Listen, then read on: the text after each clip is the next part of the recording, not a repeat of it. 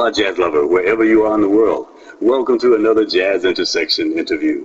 Today we have the pleasure of interviewing soprano saxophonist, composer Jane Ira Bloom. Besides being awarded a 2007 Guggenheim Fellowship in Music Composition, winner of the 2007 Mary Lou Williams Women in Jazz Award for a Lifetime Achievement in Jazz, the Jazz Journalist Award, and Downbeat International Critics Poll for soprano saxophone, and the Charlie Parker Fellowship for Jazz Innovation. She is the first musician ever commissioned by the NASA Art Program, and was also honored by having an asteroid named in her honor by the International Astronomical Union, asteroid 6083, Jane Ira Bloom. The Jazz Intersections welcomes Jane Ira Bloom. Aloha, Jane. Hi, how are you? All right. Well, you're a busy person, and quite a lot of accolades there. Yeah, I guess so. Thank you so much for being with us today. Tell us, which of the awards was most special to you? Well, you know, I got to tell you, the most unusual one was the asteroid. Yeah.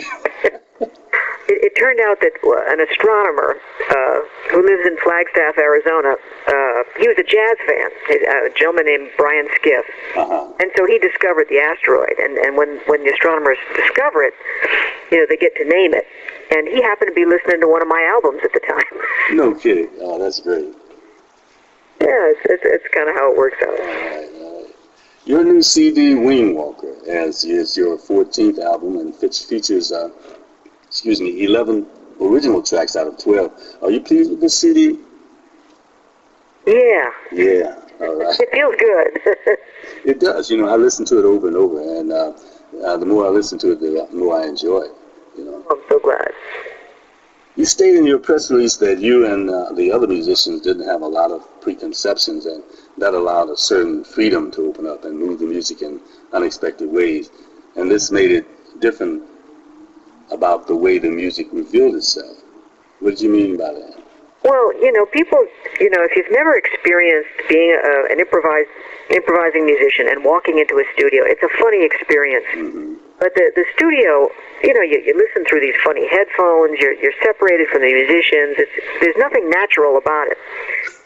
So, you know, when you're in that studio with musicians who you really know, and you can relax, that speaks for everything. And the thing is, you know, it's the hardest thing to do in a studio is to be spontaneous.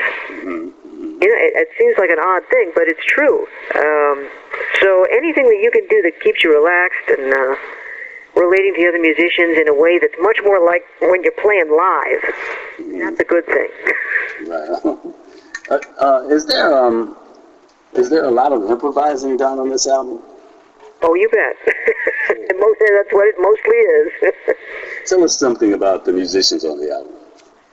Well, I should start off with, you know, the engine of the band, the bass player Mark Elias, who I've known since the mid-'70s when he and I were at Yale in New Haven. Mm-hmm. Bobby Previtt, gee, I think I've been playing with Bobby for about 12 years. Wow. There's nobody like him. Talk about spontaneity and drive.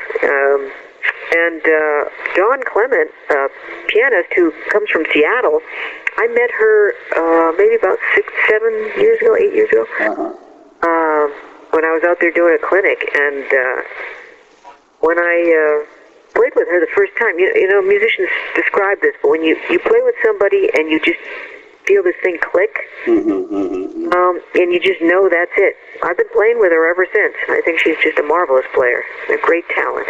All right. Can we go down the list of songs and you kind of tell us how you name them and what the audience should expect? I've always been known for my funny titles. I don't usually explain them, but as long as they, you know, pique your imagination, that's a good thing. Yeah. All right. How'd you name her exacting light? Mm-hmm. Tell us about that.